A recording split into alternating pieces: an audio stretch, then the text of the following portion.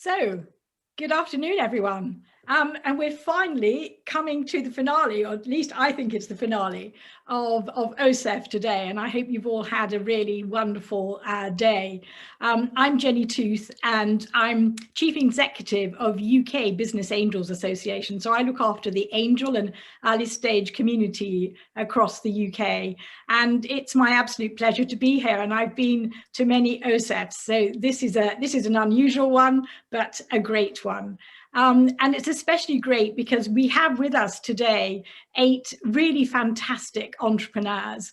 And why are they fantastic? Well, they're all bringing together wonderful solutions and applications, innovations and disruptions to really take us forward to the year ahead, when we'll be really wanting to build so many great new businesses around us. This has been challenging times, and we need people with great ideas. And you have before you today some really fantastic ideas. And it's not just the ideas, it's the opportunity to really make an impact on the way we live, the way we work, the way we play, and across indeed the whole of not only the UK, but the world, if you see so many of these great businesses today.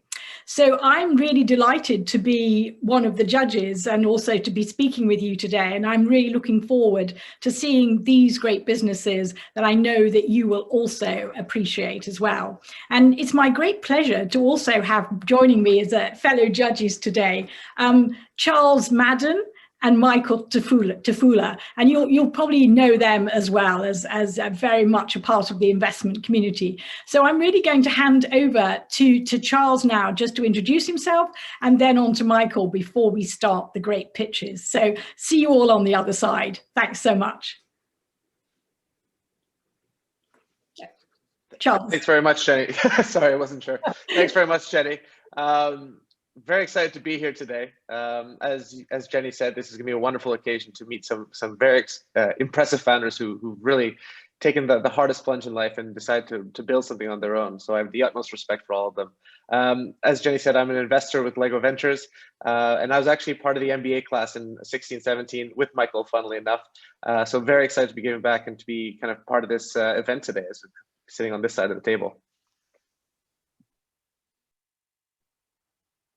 That's great. Good afternoon, all.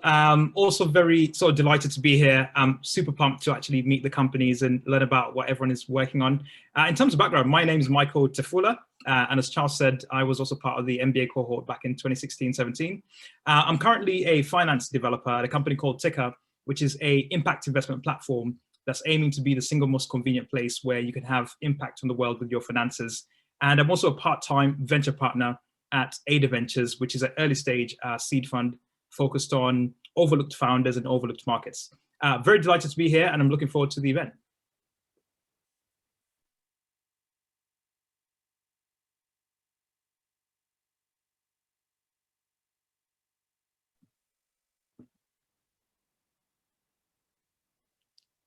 So now for the pitches. I'm hoping. Hi, I'm Candace Hampson, CEO of Liminal Health. 5 years ago, I was diagnosed with early stage breast cancer. After years of treatment, thankfully, I have been cancer-free for the past 3 years, but it was not an easy journey. I couldn't find credible information or support to help me change the habits I needed to. I was never told that getting enough physical activity, for example, could reduce my risk of recurrence by 30 to 40%. Cancer is one of many long-term illnesses affecting the UK today. 1 in 3 workers face at least one chronic condition, while 1 in 5 face 2 or more. Resulting churn can be expensive, up to 30K per leaver, and attempts to address this have not been working. Many long-term conditions are preventable through lifestyle changes. We all know we need to exercise, reduce our stress, and eat healthy, but we find it difficult to motivate ourselves. Liminal Health works with employers to provide personalized content and health coaching, activating lifestyle and behavior change in employees affected by chronic conditions, such as cancer, IBS, diabetes, and long COVID. We currently deliver one-on-one human coaching. Over time, we will reduce the need for humans, filling that gap with personalized content relevant to specific users. We will create self-navigable content modules and will provide disease-specific information to people supporting their journeys to recovery and wellness. The potential market is huge. Millions of people of working age are affected by these conditions, and 45% of businesses already offer workplace wellness programs, so we have lots of room to grow. There are many new startups offering workplace mental health services. We are better because we offer a holistic take on health that addresses not only mental health, but also nutrition, physical activity, mind-body connection. We also offer breadth in conditions that we support and a more personalized service than traditional wellness benefits like yoga and fruit baskets. We've shown great traction to date. We have 3 paying clients, have delivered over 50 coaching sessions, and secured a place on 2 health sector support programs. And we have a fantastic team. I bring deep patient experience and business development from over 10 years of innovation consulting and impact investing. Christine, my co-founder and CMO, has over 20 years experience in content marketing for global brands. Our head of product and tech, Urian, comes with over 10 years in developing health tech products. Our advisors span the clinical psychology, health, and tech sectors. We are raising a 250K angel round to close at the end of March. We've already secured the majority from a pre-seed fund, leaving less than 100K of EIS eligible investments in this round. Please do get in touch if you'd like to hear more. We created Liminal because I wish it had existed 5 years ago. Our vision is a world where everyone finds it easy to be proactive about their health. Join us.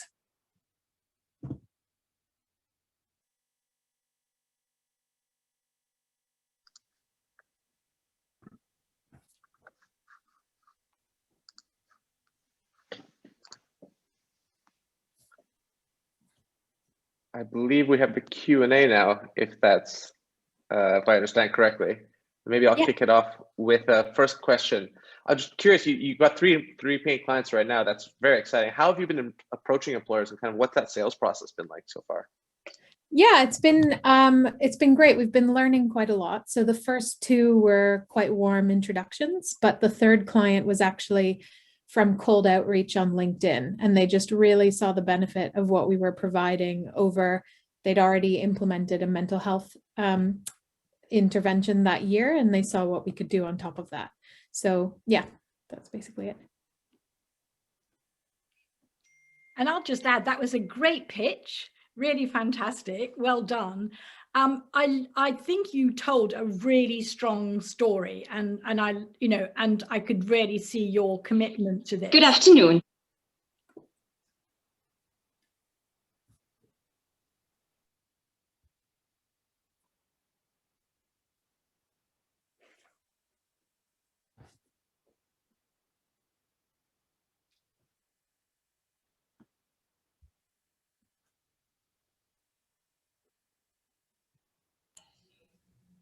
I think Jenny, you can keep speaking. Yep, I think yes, we're good. I think we just had something come in across us at that moment. Yes, just to really ask you a little bit more about how you see the scale of your business.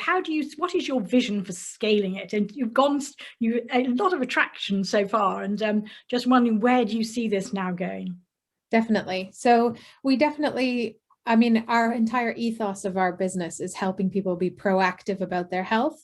So we're very much starting with chronic conditions, but we do see health coaching as an intervention that can help pretty much everyone. But that's not where you start in startup land, is it? So we do see ourselves scaling up, using content in particular to help us do that from a technical perspective. So kind of using human coaches to kind of enhance people's experience over time, and allowing us to serve millions of people, because that's what we want to do is, change the lives, improve lives of millions of people. Fantastic. I think we're out of time, unfortunately. But thank you so much for your questions. Nice to meet you all. Thank you, Candice. Thank you.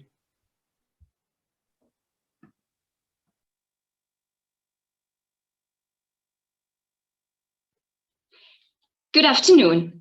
We are Eltanin Maritime Analytics. Our project focuses on the maritime industry. Weather can impact port operations two ways. First, it can disrupt the ship schedule, and second, once a ship has arrived at the port, it can disrupt port operations.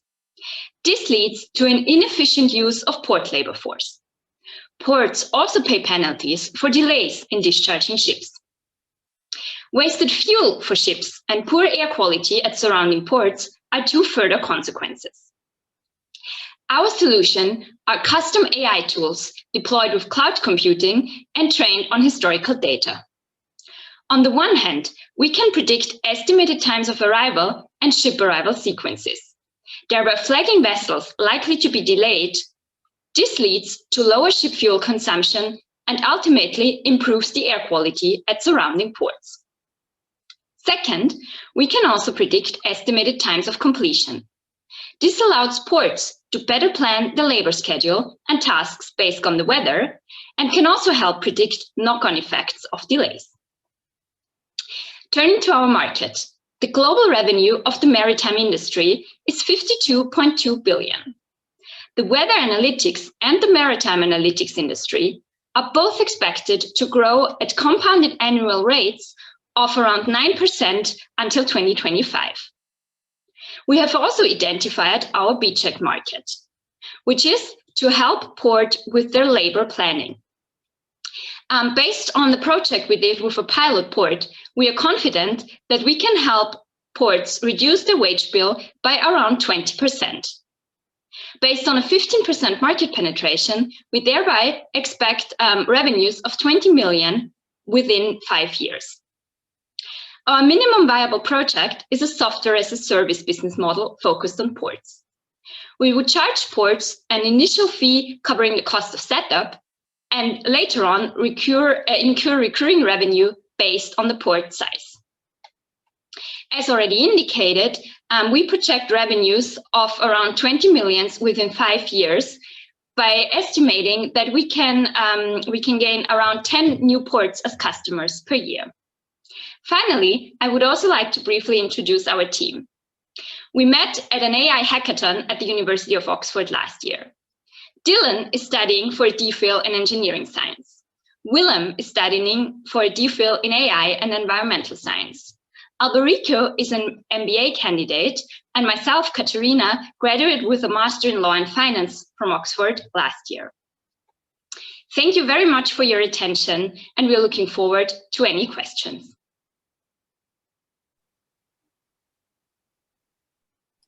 Thank you very much for that, Katharina. Really wonderful presentation.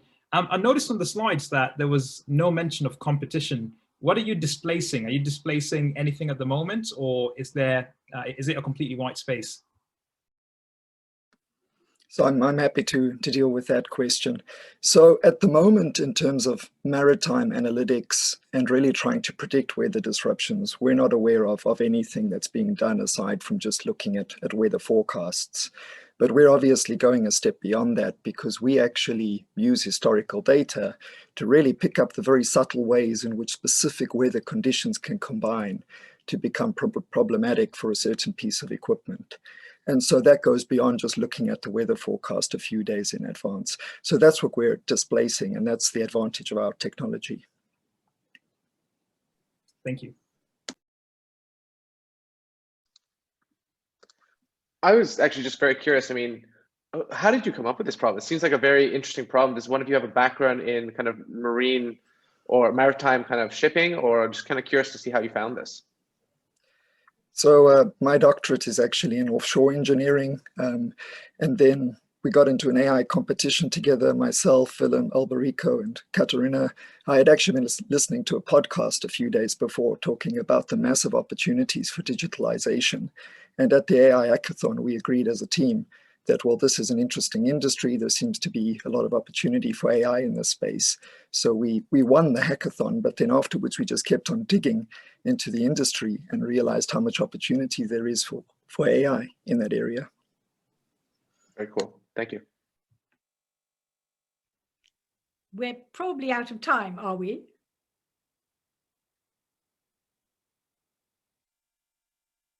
If we're not, I'll ask a question.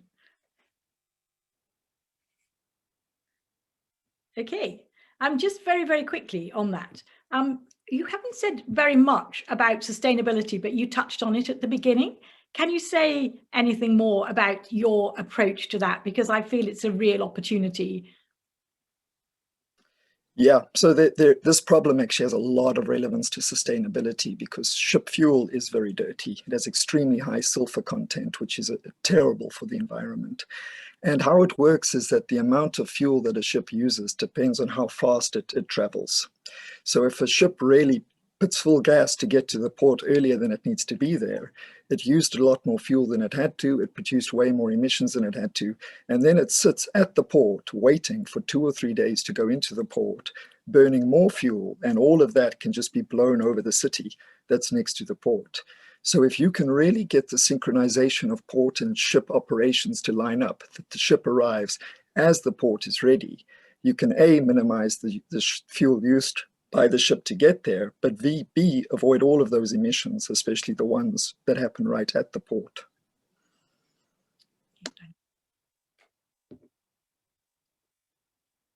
Okay, thank you.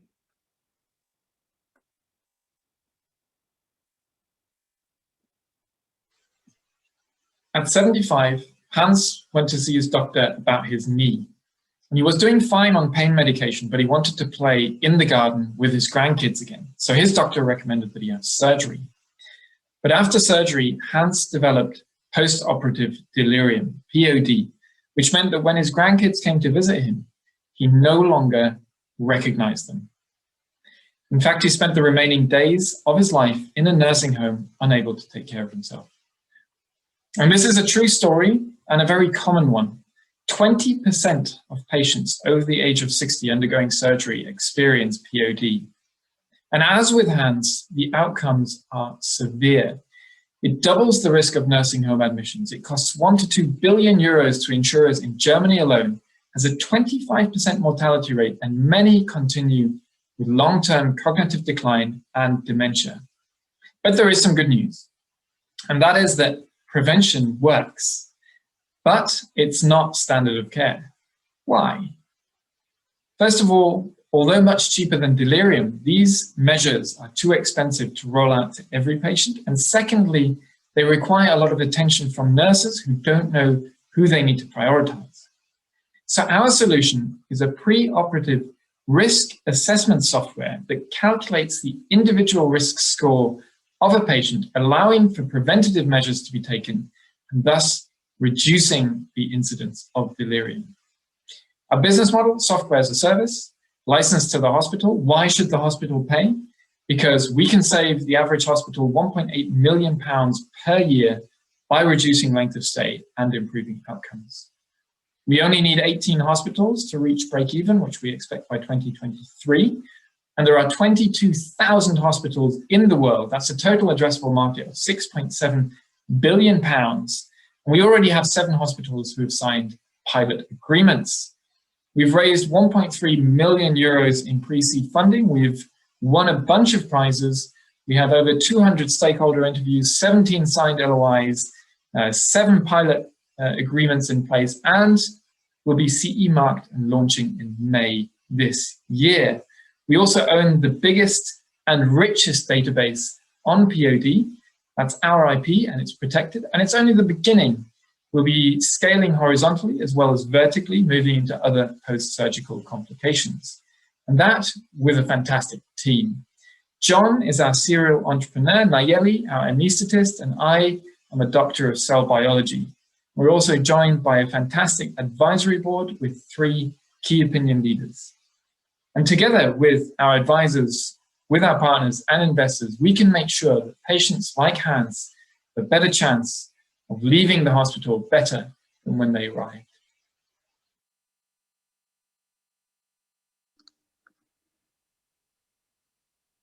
Hi, Ben.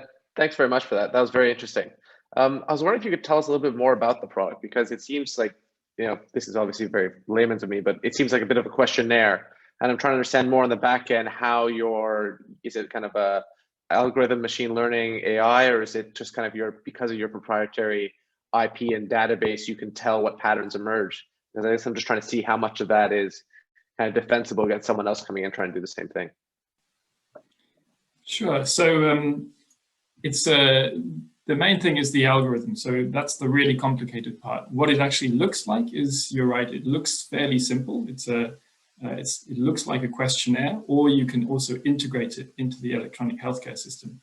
But the real differentiator is that postoperative delirium, you get it in different flavors. Either it's the hyperactive, where they're ripping out tubes, or more common is a hypoactive version, where the patient is essentially doesn't complain and has hallucinations, and it's really very dangerous for the patient. But those patients are often not picked up. So normal electronic health records don't have the quality of data that you need to build this tool. So our 20,000 patients worth of data only comes from clinical studies, which is the key differentiator.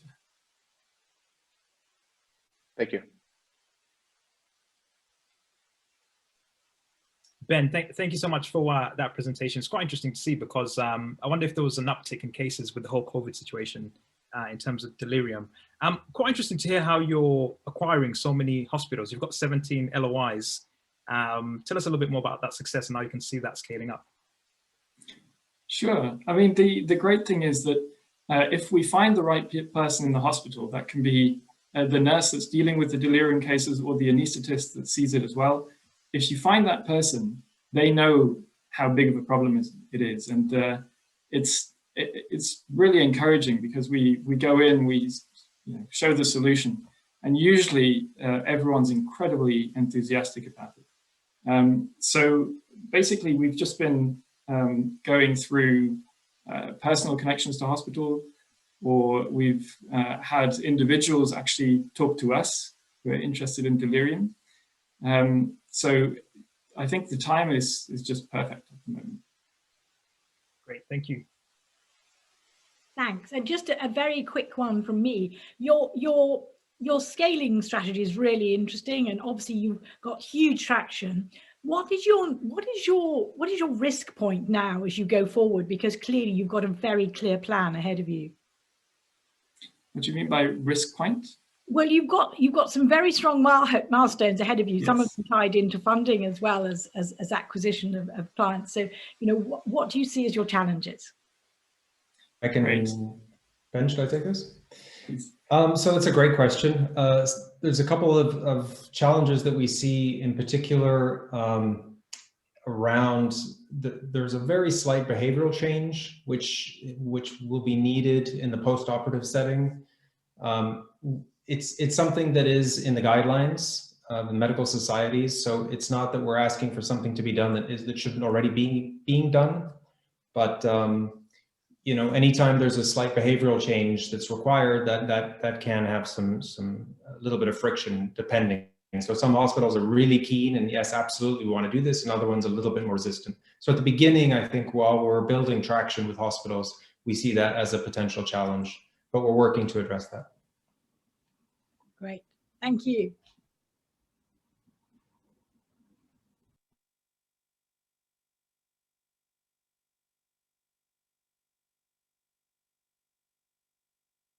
Worldwide, there are 11.5 million migrant domestic workers.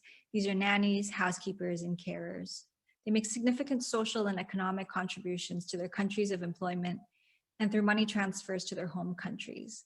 Countries like the Philippines, which received $33 billion from overseas Filipino workers in 2017, about 10% of the country's GDP. Taiyo's clients report sending between 500 to 2,000 pounds per month to family, which on average supports 7 adults and 3 children. And yet 60% of overseas Filipino worker families remain poor, and the typical migrant worker story ends in retirement and poverty.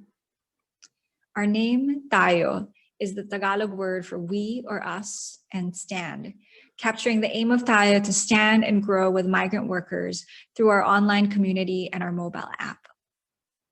Taiyo provides simple, fun, and rewarding tools that are made for migrants. Migrants like Anna, a housekeeper who lives with her employers in London. She earns 20 times what she could earn in her home country and supports her family in the Philippines with weekly remittances. Despite consistent income for years, Anna is unbanked, has no emergency funds, and remains vulnerable with no social protection, and exclusion from national legal protection. Anna meets Taiyo through our mobile app. She plays her Taiyo Challenge, a mobile role-play game where players are tasked to fulfill challenges such as starting an emergency fund or paying back a loan while facing relatable obstacles, all within the world of the game. Embedded in the journey, we introduce foundational concepts and give Anna the opportunity to explore and see the consequences of her financial decisions over time through just a few minutes of play each day. Every challenge Anna completes unlocks new levels and learning tools. And it's just the first step of Anna into the world of Taiyo. The mobile app also has tools outside of the game, such as a budget calculator and a goal tracker. Anna is also welcomed into the Taiyo community, where we build trust and relationships with our clients. We run campaigns to amplify domestic worker stories and rights, facilitate online workshops and support groups, and help Anna take the learning from the game into real life.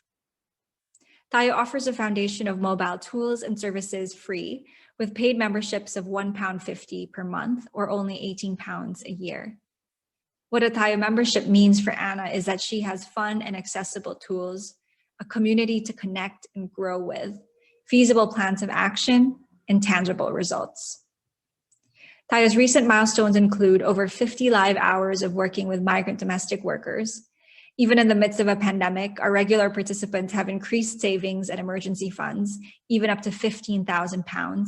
And in January, we launched our MVP.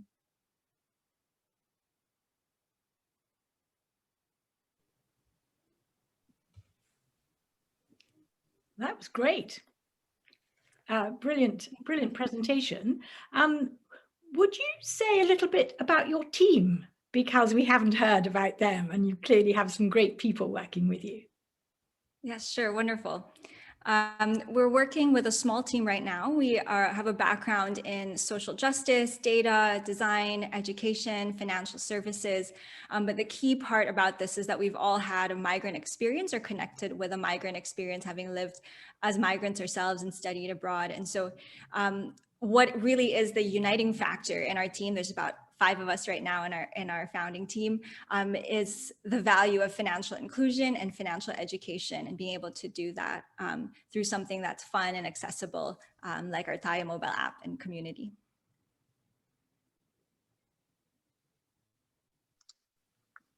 All right, Nat, that's a great presentation. Thank you very much for that. I think this is definitely something that I think a lot of people can relate to, especially being trapped so far away from their families these days with COVID. I was just curious to know, I mean, I'd love to hear more about, I know obviously you're trying to help a lot of the migrants, but where do you see the company being in kind of 5 or 10 years beyond kind of this app right now? What's the kind of overall vision that you have for it? Our vision is really to be able to help and walk with migrants towards financial independence and freedom, which I think is something that is a long road to walk with our clients. So in the beginning, we're really focusing on making a product and service that is accessible to them, which you saw is the game. Later on, we want to expand to be able to provide things that are really much more long-term. So helping them with other parts of their financial needs. That starts by helping them access banking, making sure that they have long-term savings, that they know where this money is going, that they have retirement plans. Many of our migrants that we work with are temporary migrants. So at some point they are going to go back to their home countries, and many of them are not prepared. So the next step is to make sure that they're prepared for that point and don't have to go home only to leave again, or to put the burden of earning the income on another family member who then has to go and leave as well. So our vision for them when they get home is to be able to reintegrate and have the financial resources, because many of them earn enough in their jobs here in the UK and Europe to be financially prepared and be able to go home at a certain point in time. But really, financial freedom is something that we're working towards, and we're working with our clients to see what does that mean for them, what does that look like, and we'll walk with them towards that. All right, thank you very much. Thank you. Great. Thank you so much for that, Nathania. I'm not sure if we have time, so we might have to crack on with the next one, but great presentation. Okay. As a migrant, I can totally relate. I think migrants make some of the best entrepreneurs. So anything to sort of empower that community, I think is an incredible mission. So thank you so much for sharing that. Thanks so much, Michael. Thanks, everyone.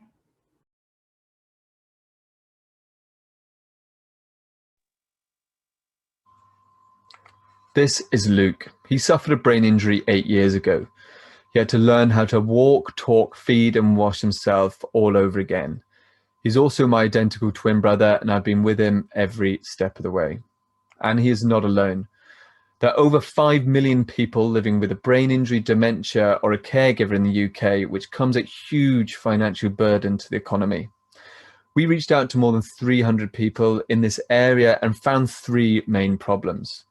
First, cognitive impairments are not supported, making simple everyday tasks incredibly difficult. Secondly, only 30% of people receive neurorehabilitation. And finally, family members who are responsible for the majority of care are untrained and unsupported. We realized this was bigger than Luke and myself, and so we created Alfred, a mobile app that acts as a cognitive prosthetic. Alfred uses smart prompts to help people remember something, do something, or capture some information. Family, carers, clinicians, or friends can join the user's circle where they support the individual remotely. Examples of smart prompts include a practical reminder to bring your face mask triggered as you leave the house, or a prompt designed to stimulate neural pathways associated with memory. And one of our users can now remember emergency contact details of their support worker that they or their family thought was not possible. Alfred is already recommending strategies, exercises, and items from our therapeutic library, and we are learning from each interaction every single day, so that together with those closest to them, we can deliver personalized, holistic care. There are 270 million people with brain injury, dementia, or a caregiver in English-speaking countries, with 11 billion currently spent on apps. This represents a huge business opportunity in this fragmented market. Our route to market is inspired by success stories in mature markets such as diabetes and consists of a B2C product development phase before transitioning to a B2B model, gaining contracts with successfully larger institutions. Since rolling out our beta in October, we have received a small amount of funding. We have won 2 prestigious innovation awards. We have 65 current users, 3 B2B trial users, and a 300-person waiting list. And over 3,000 smart prompts have been completed on Alfred. We have an excellent small team bringing together personal, software, and clinical excellence, and are fortunate to be supported by an extremely accomplished group of advisors. And of course, there is Luke, who, after initial prognosis that he would unlikely ever walk or talk again, has gone on to gain a spot in the British Paralympic Development Squad. So please help us help others like Luke improve their independence and quality of life. Thank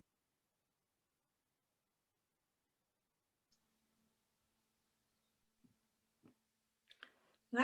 That was really fantastic. Thank you very much indeed.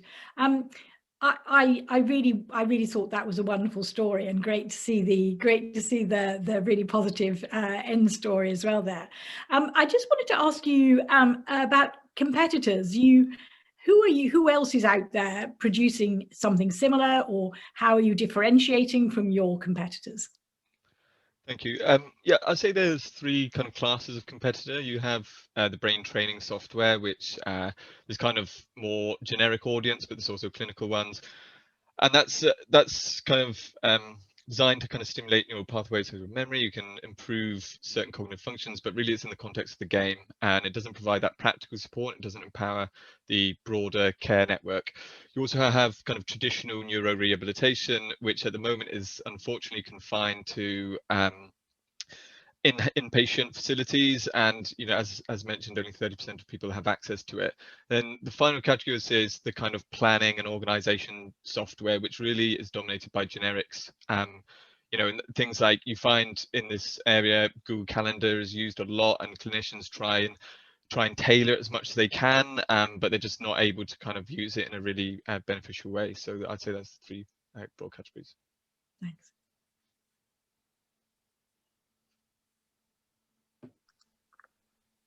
Thanks, Alice. That was a really good presentation, and I clearly see that it's got a deep family connection, so it kind of incentivizes you, I think, a little bit to kind of work on it, and I think it's a powerful driving force. And so thank you for that. I was very curious. I mean, it sounds like you guys have already built the app, you've already launched.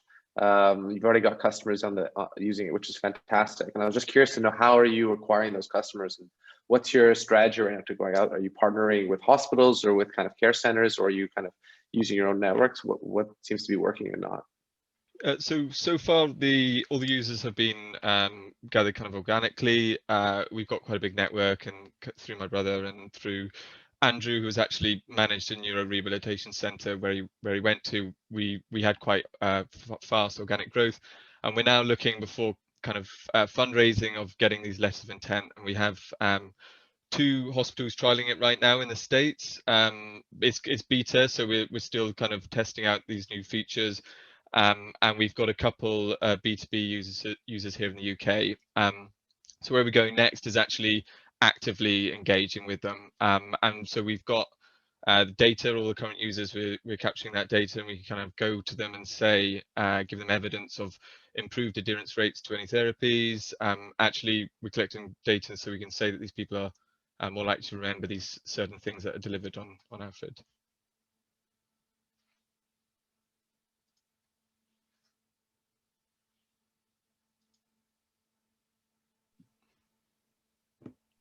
Okay, so thank you very much. Unless, Michael, you wanted to have a very quick question. Yeah, good presentation. I just saw the message that we've run out of time. So, yeah. I want to take a few more time. I'm going to have you speaking first next time. Thanks very much. Thanks, Ali. Hi, I'm Raghav, the founder of Fireup. We make ultra-efficient, beautiful cookware that heats up to 44% faster than conventional ones, saving cooking gas, money, and time. Now, how does it work? Conventional pans only heat from the bottom, while Fireup pans not only heat from the bottom, but also along the side walls. The patented fin design guides heat from the bottom along the side walls to the contents of the pan, thereby helping it cook more evenly and faster. The cast iron market alone is worth $2.8 billion, expected to reach $3.3 billion by 2025. The pandemic has revealed an interesting opportunity for the cast iron cookware market.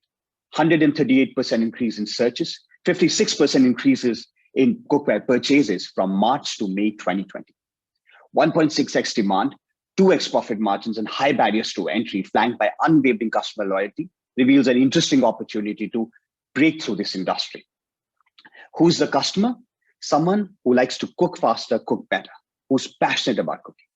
Someone who loves product aesthetics, beautiful colors, fin-shaped design, cook good, look good.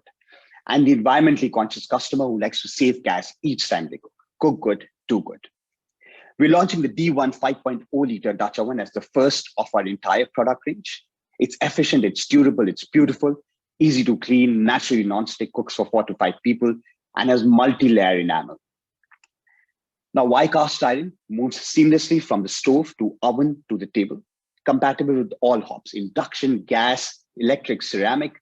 You can bake, braise, fry, saute, boil. It's a complete workhorse. And the higher material density helps it to retain heat longer, thereby good for the table. It's sustainable, 100% recyclable, non-toxic, saves gas each time you cook, and it lasts a lifetime. Designed in Oxford, made in Belgium, and high quality enamel non-stick interior. The competition goes from Le Creuset and Stop, which is painstakingly expensive, to Turbopot and Jet Boil, which are not as efficient as Fireup.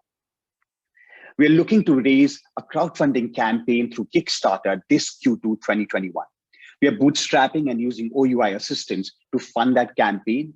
We are heavily invested in building an entire social media campaign to promote the Kickstarter campaign. In Q4 2021, we plan to go mainstream, where we have a direct-to-consumer e-commerce portal.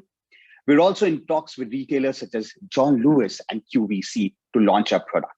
We're seeking £150,000 through the SEIS investment scheme and plan to MSRP at £165. The team consists of Professor Thomas Potty, who's the inventor, is a professor of engineering science at Oxford, is also the founder, technical director at Oxford Flow. We're also part of Oxford University Innovation Incubator. I myself have an interesting background in homeware and cookware manufacturing that places me uniquely to guide this venture to success. We're fired up. Are you? Thank you so much for that, Raghav. you sound like a man that loves his food, and I'm certainly with you from that perspective. I love food too. I love the tagline: "Cook good, do good." It's incredible. Could you tell us a little bit more about how you plan to build out the brand, because it's ultimately a bit of a commodity what you're building. So you have a lot of work to do around the brand. So I'd love to hear a little bit more about that. Absolutely. And I love food to start with, and that's what's the inspiration behind launching this company. So I think we are placing this brand very uniquely in the cast iron cookware market at the moment. On one hand, we are only seeing premier French brands, which are painstakingly expensive, like Le Creuset and Stock. On the other hand, we are simply looking at newer companies coming and white labeling Chinese goods. We are placing ourselves as a premium brand that looks fantastic on your stovetop and has something different, right? For example, we are the only one, when you cook with us, you save gas each time you cook, and your food cooks more evenly. So I think we find ourselves in that very niche, and that's where Fireup fits in, and that's the brand that we're building. Thank you. Thank you.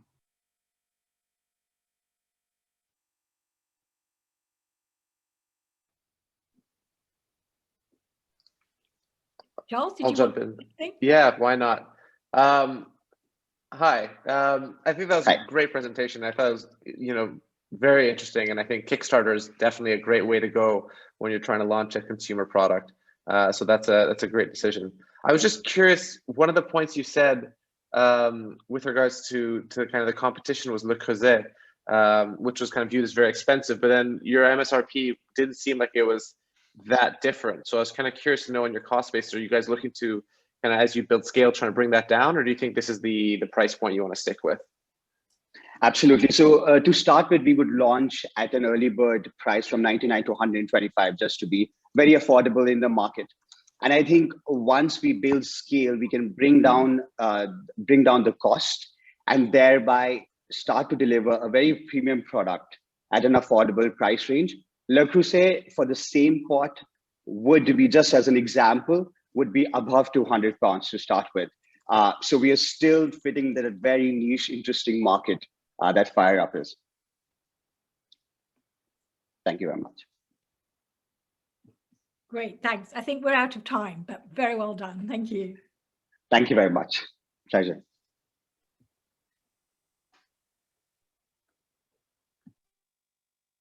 Hello, my name is John Hoyle and I'm the CEO of Sook.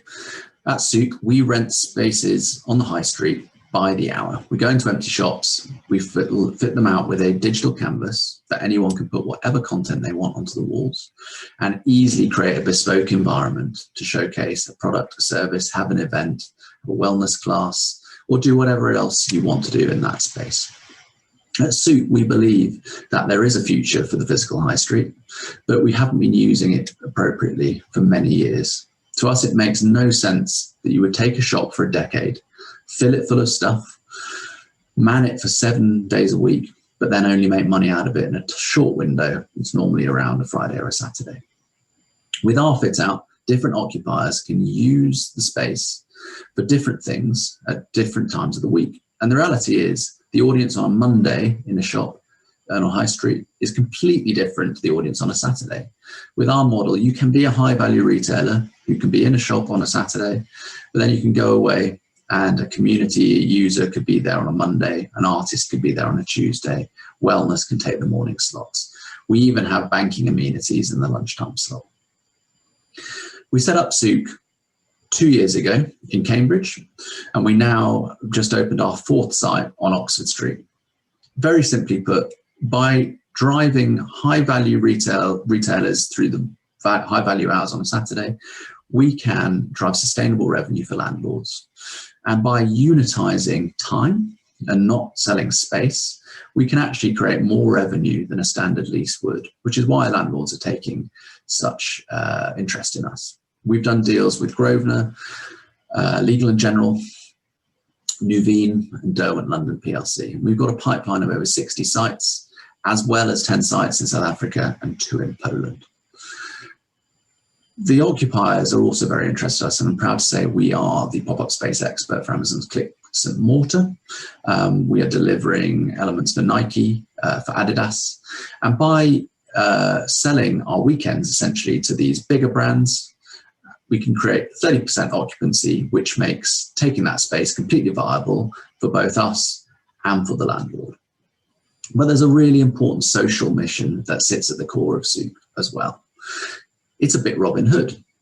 Take that 30% occupancy, underwrite the viability of the space, and still have 5 days left in the week, which other people can use that space for and be charged appropriately. You can access our space for as little as £10 an hour on the low value hours, which is fantastic for amenity, for activity, for wellness, for art, for education, and even for workplaces.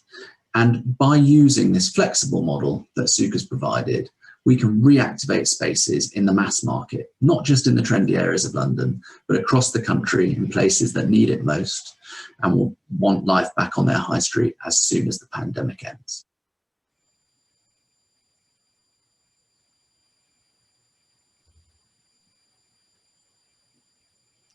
Great. Well, that was a very exciting presentation in terms of the concept. Can you say a little bit more about your sense of, you mentioned how you could then take this to other parts of the country and revive high streets. You've obviously got some very big brands with you as well at the moment. Can you say a little bit more about your strategy for doing that on that wider scale and potentially a more challenging scale? Yes, so I mean, brands want to access to customers. Physical space is a fantastic way to engage. If a brand is happy to anchor 20 hours a week for a year in one of our spaces, we can provide them access to pretty much anywhere in the country at a fraction of the cost of having a normal shop. I'm looking forward to pitching to Charles in due course, I hope, about how we could do this for Lego.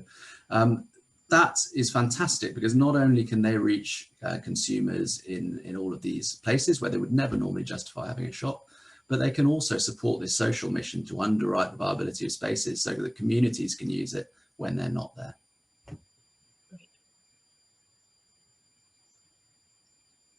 I think it was a very good presentation, and I'm sure this might be something the wider Lego group could look at one day. It's not necessarily under my remit, but I guess it does bring up the question of kind of how do you interact with the products, right? Like if you're thinking of Lego bricks as an example, it's a very tactile experience.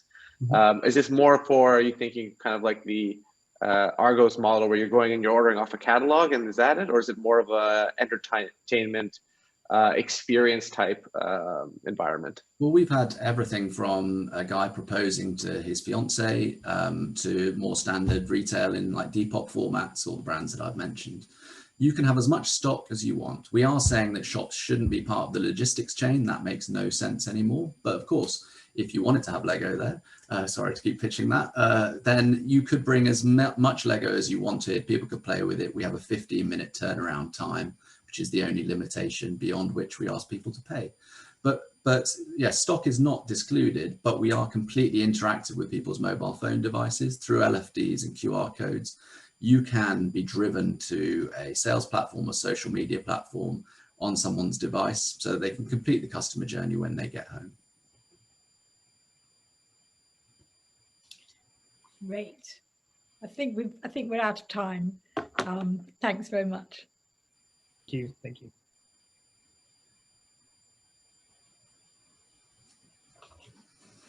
Hi, I'm Denai. I'm a doctor and the CEO of Yoxley. Yoxley is a movement which helps individuals date safely and with more confidence by making sexual health approachable, in vogue, and ubiquitous. In the age of modern dating, people aren't getting tested or treated. Some struggle to access sexual health services. Others don't even know they need to.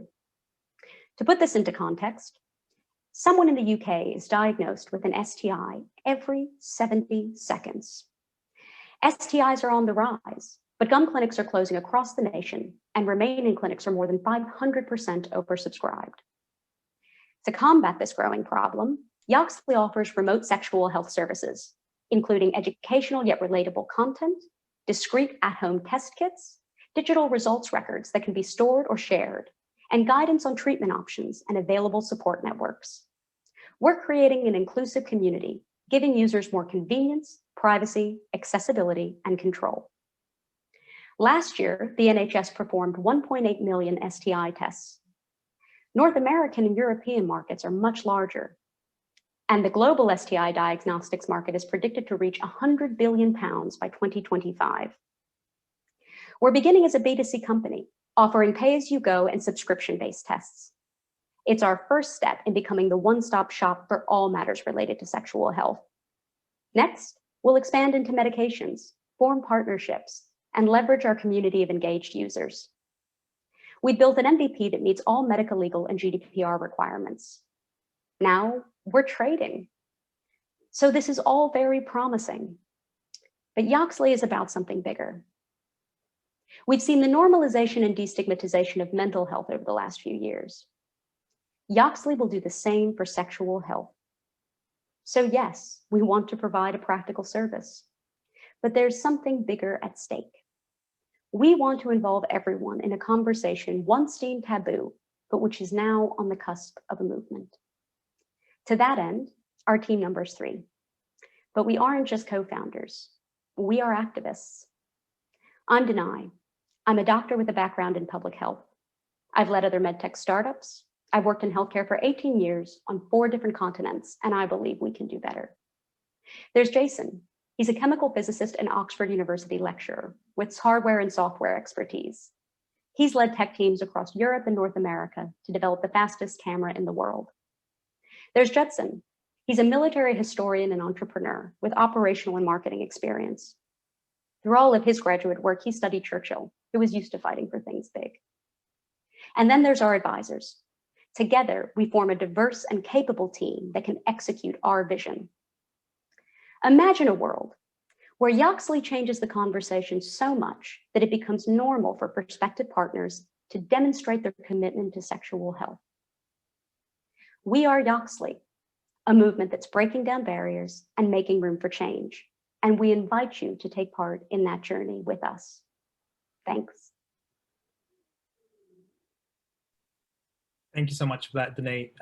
Really, really powerful presentation, actually, because it's a pretty serious topic that isn't, it's quite taboo sometimes. Could you talk a little bit about your early adopters, right? Because you always need a very passionate set of early adopters who will spread the word and really lower your acquisition costs for new users. How are you reaching them, and what kind of people are you sort of interacting with? So we have 3, I've unmuted, yes, we have 3 target user groups that are starting to come out. So one is actually young professionals. They tend to be women between the ages of 26 and 39 years old. So they use social media and they're on dating apps. So they'll use primarily Facebook and Instagram, and they're on dating apps like Hinge and Bumble. They're starting to think about future family planning. And actually they have other subscription-based services, but they take an active interest in their health and they want to make sure they're just doing the right thing. The second is actually older professionals. So people around the age, between the ages of 40 to 64. They're often divorced with grown children.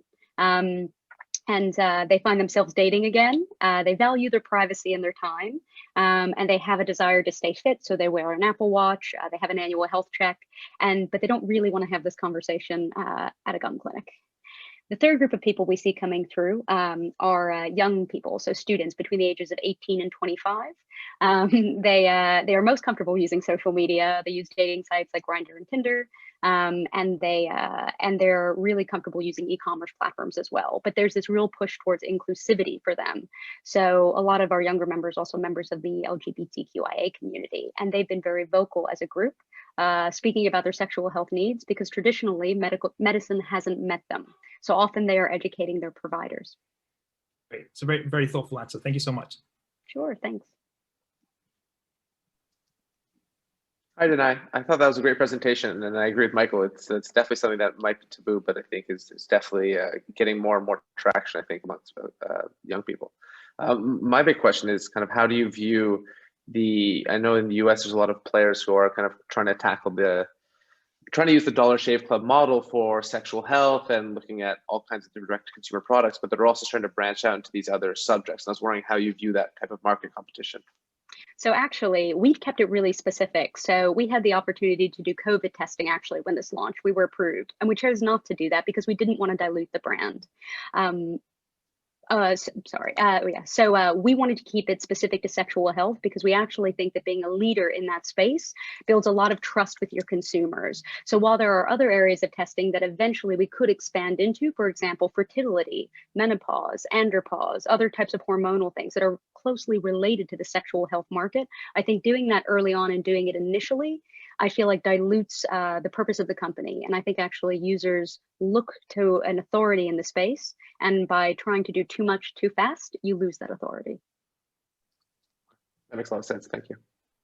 Thanks. I think unfortunately we're out of time.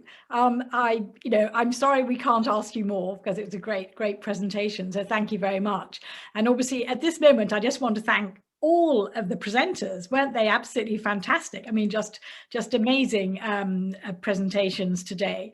And our next phase is actually to disappear as judges and deliberate and come back and tell you who we think should be the winner, but hopefully give you some good feedback. But thank you so much. What an amazing hour we've all had with you all. So that was great. Thank you very much indeed, and hope to see you on the other side. Thank you all. Thank you. Thank you so much, Jenny, Charles and Michael. As Jenny said, our judges will now go off and deliberate, and congratulations to all of the pitching ventures. I know pitching under these circumstances I think is a skill in itself, so congratulations on that, and also to the businesses that you're creating and the challenges that you're tackling. As I said at the beginning, we will have time, and I can see we've had lots of questions through to our ventures.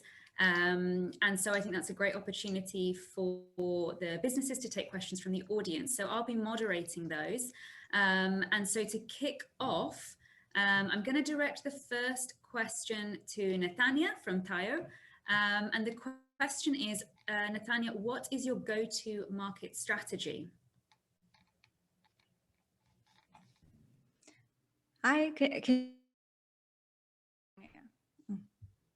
Okay, I'm back. Hello? We can hear you. Okay.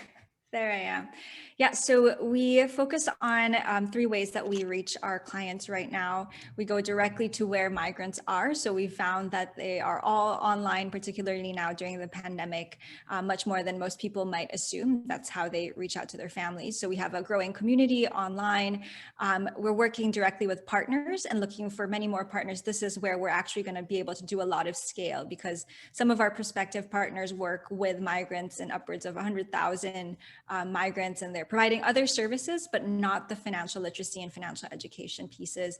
And that's where we're going to grow. Lastly, we're also looking at working with migrant domestic worker employers. So you might know people in your own community that actually have a cleaner who comes to their house. These are people that might be able to sponsor these memberships and get their employees involved in our program. Thank you. Great, thank you. Next up, we have a question for Eltonine. So the question is, how is the Maritime solution different from Rolls-Royce's, now Kongsberg Maritime, AI shipping systems? I'm sorry, could you repeat the question, because we were transferred during the... Sure, no problem. So how is the Maritime solution different from Rolls-Royce's AI shipping systems? Oh, that's a good question. Yeah, I mean, I'd like to get a bit of clarification about which aspect of Rolls-Royce's shipping AI solutions are being referred to. I'm not sure if I'll get a I mean, they're not, to quickly, my knowledge, a big player in the maritime AI industry, but maybe I missed something there. That's okay. Maybe the person who asked that question, if they come back, I'll come to another question perhaps, and then if they come back with a follow-up, I'll direct it back to you. Is that okay? Perfect. Thanks a lot. Do that. I think this next question is for Ellis and for Neumind. So the question is, very good idea, and I can relate as my uncle has a brain injury. I just wonder if there's a specific demographic that you can target, as not everyone with these conditions will be able to use an app.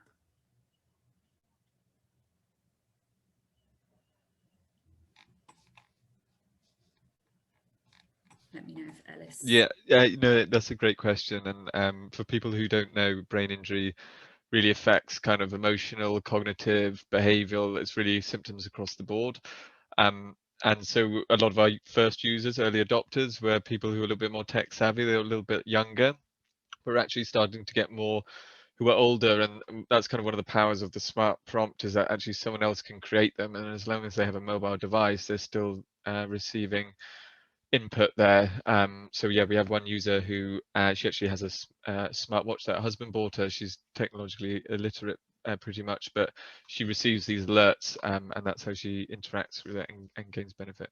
But yeah, it's a difficult difficult question to answer, really, because there's such a wide range of different symptoms. Yeah, I just wanted to jump in there as well and say, if you look at, if you think of the market trend for this, as everyone ages, who has been used to using smartphones and digital devices, we expect this will become less and less of an issue, and even we might find that we can open up similar apps in other adjacent industries such as dementia. Great, thank you, Neumind. Thanks. Next up, we have a question for Pipra. Pipra, impressive pitch. Where do you see a big challenge for your venture, and how are you planning to tackle it?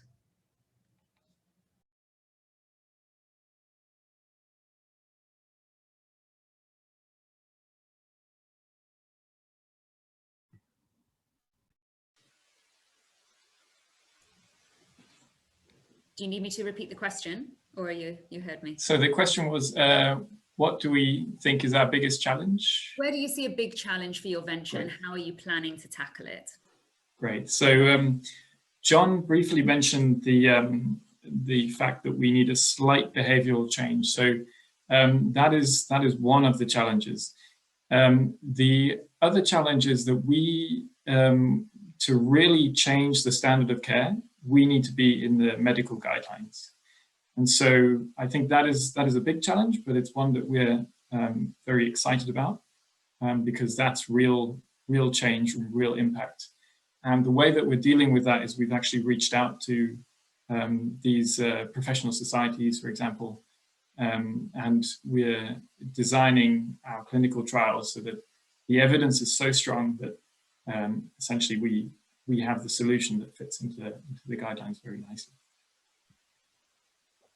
We also have 3 key opinion leaders from around the world, and a 4th joining us actually from the UK very soon. And the key opinion leaders will certainly help us in trying to get those changes, for sure. Great. Oh, and the final challenge is our seed round, which we're raising. So investors who are on the call can also talk to us after.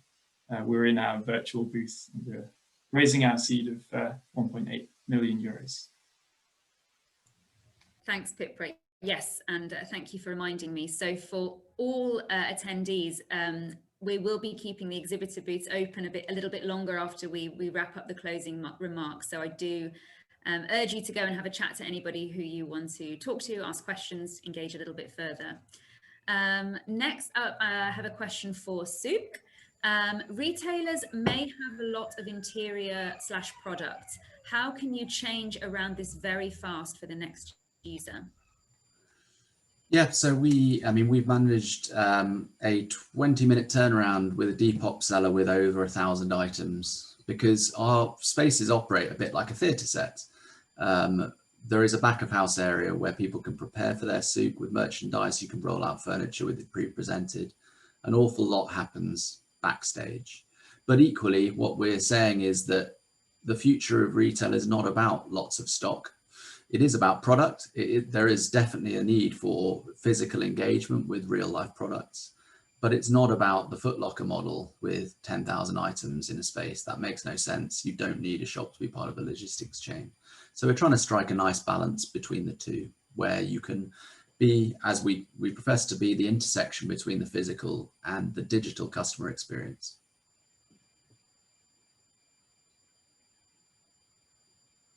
Great, thank you, Sook.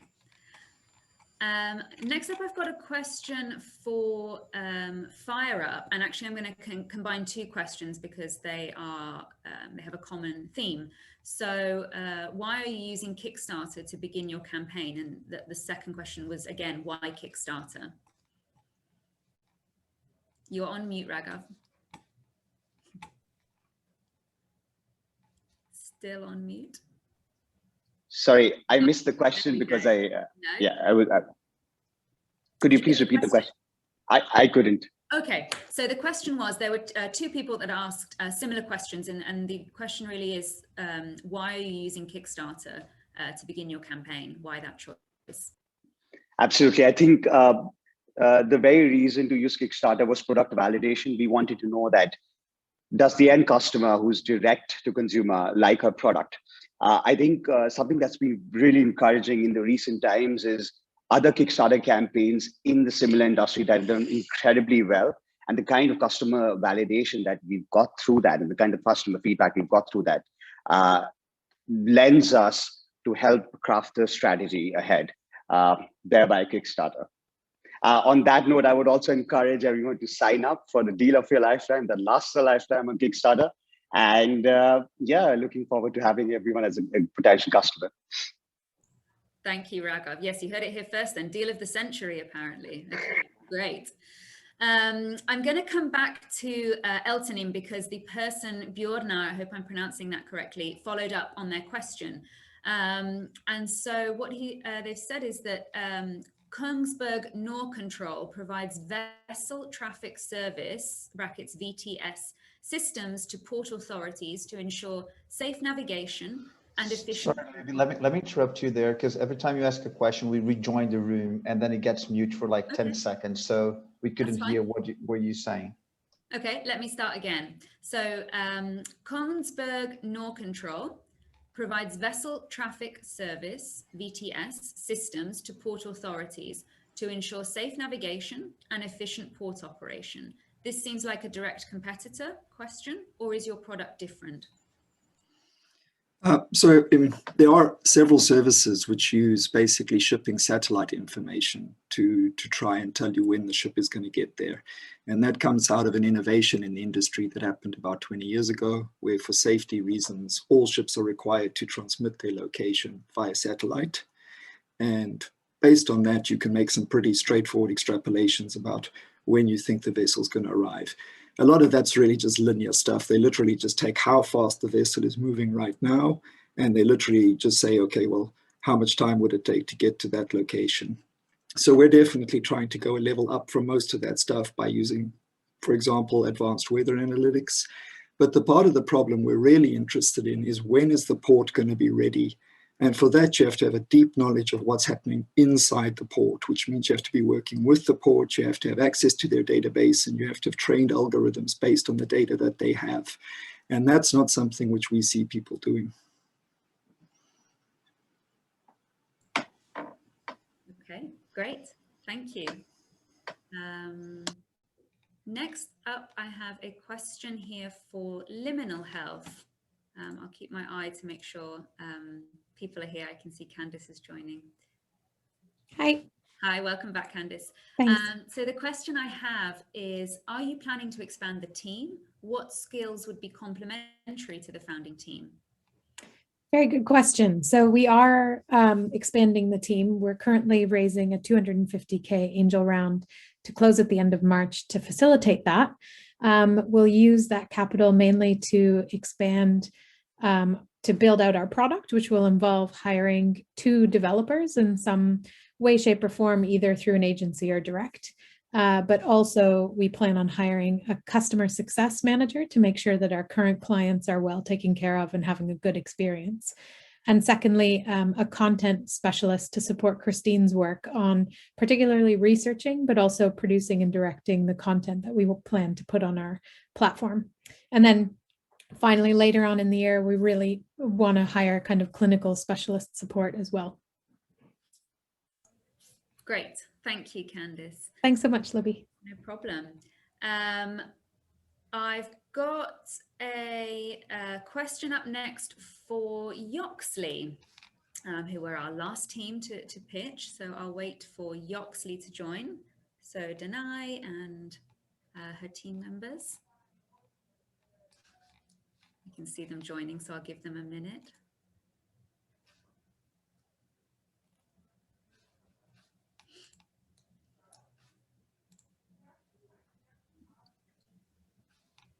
We're in. Perfect. Okay, good. Just want to make sure. Yeah, no, thank you. So the question I have is, who are your competitors? And if there are many, why are you best poised to tackle this issue? So some of our competitors, for example, one of the big ones is Let's Get Checked. But all of them are actually stock standard clinical diagnostics companies. So everybody's offering a range of tests from cholesterol checks to STIs. Again, going back to what we said earlier, Yoxley has greater ambitions, so we go beyond diagnostics. What we want to do is to spark an international sexual health movement.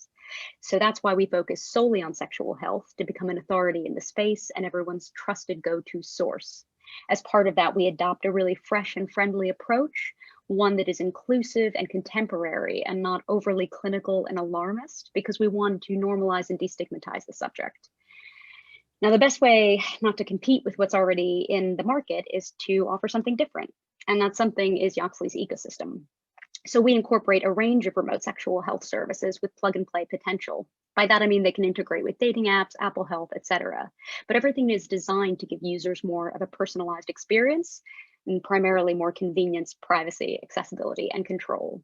So by improving access to services and by strategically partnering with key stakeholders, we can change some of the societal norms and expectations surrounding sexual health. And just as a follow-up question, because I can just see that's coming, what are your main revenue drivers? So at the moment, we are offering at-home STI testing. So we have 4 STI test packages. We are planning to partner later this year with an online pharmacy. So there's a treatment element to that as well. Ooh, I see the Joseph coming back. Treatment element to that. There's also opportunities in future to expand into related types of testing, but that's not something we're currently willing to do. And then obviously there's third-party advertisement, data, and things like that.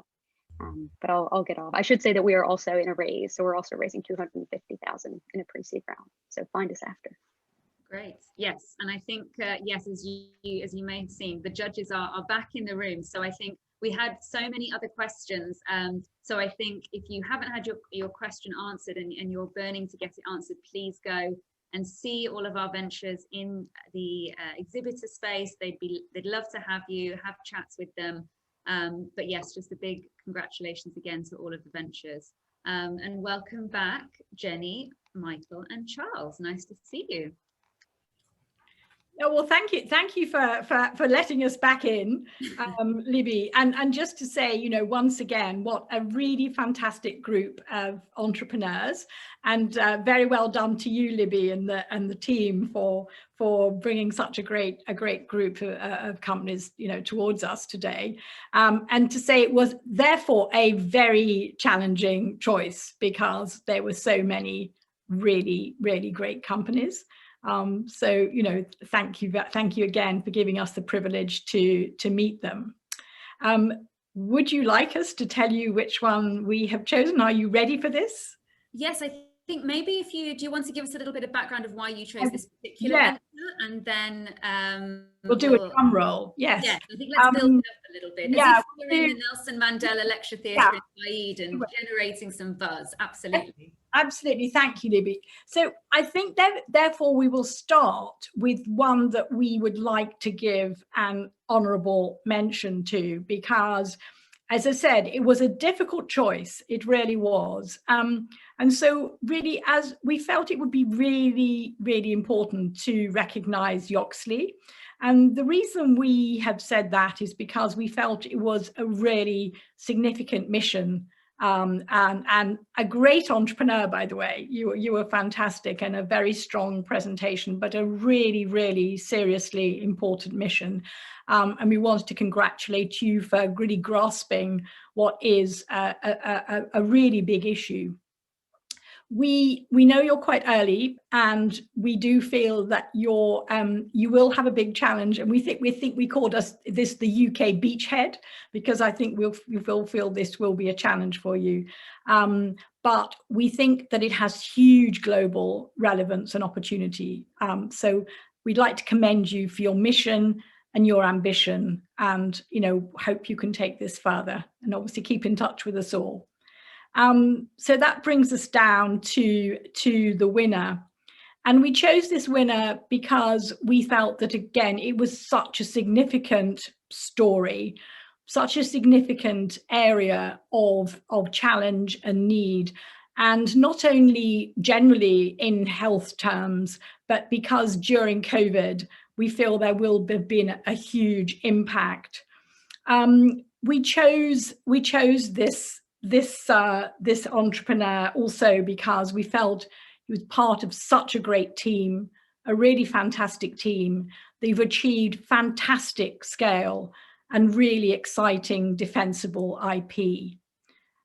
We feel this is such an important market when you look at the whole issue around dementia, around brain injury. So I think you've probably worked out now that the entrepreneur we're referring to today, the team, is Pipra.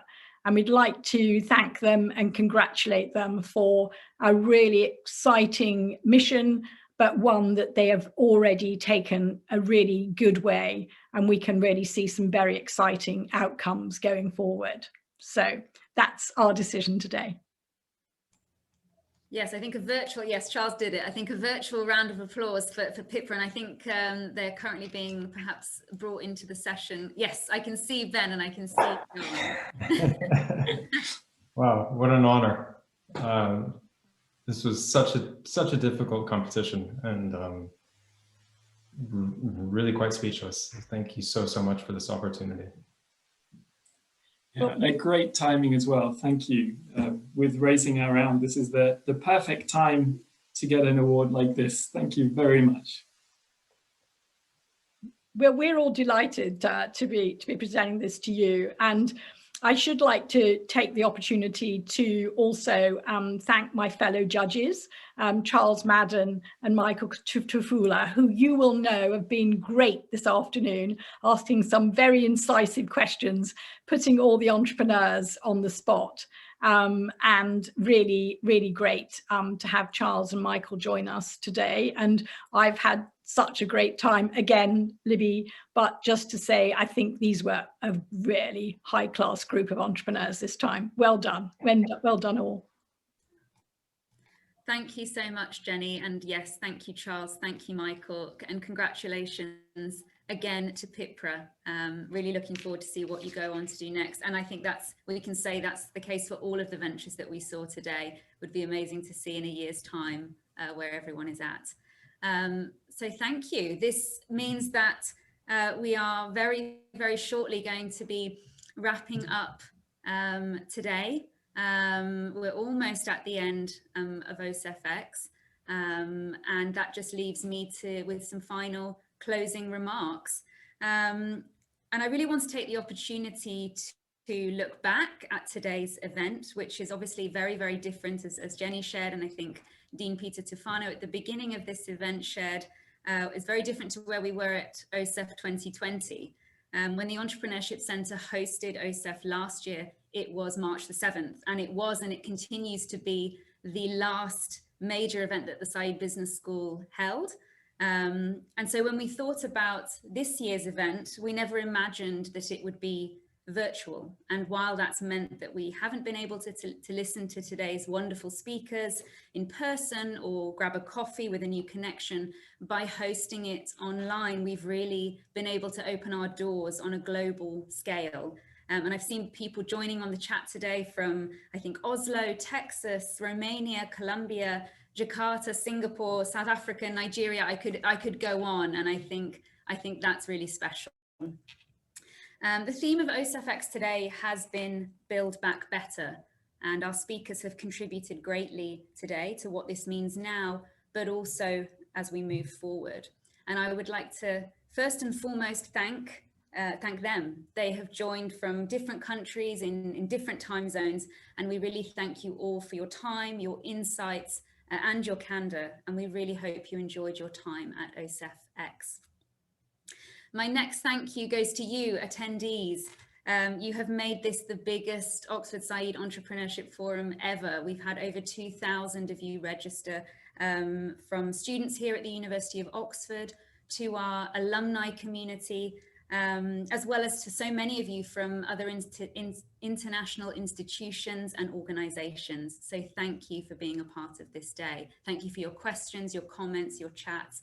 It's been great to see you all from the screens that I have in front of me. I would also like to thank our partners on this event, the Creative Destruction Lab here in Oxford, as well as UK Business Angels Association, UKBAA, which is of course where Jenny is joining us from, for their continued support of this event. And finally, OSEFx could not have come together without the hard work behind the scenes from the event team here at Saïd. And a special thank you to the AV team. As you all know, virtual events are just whole events in themselves with all of this technology. So thank you to them. Moving on to the team at the Entrepreneurship Centre here at Oxford Saïd. It is a small, but we are a mighty team, and it gives me great pleasure to introduce them to you. And with that, I have a little slide that I would love to share with you. I hope that you can all see this.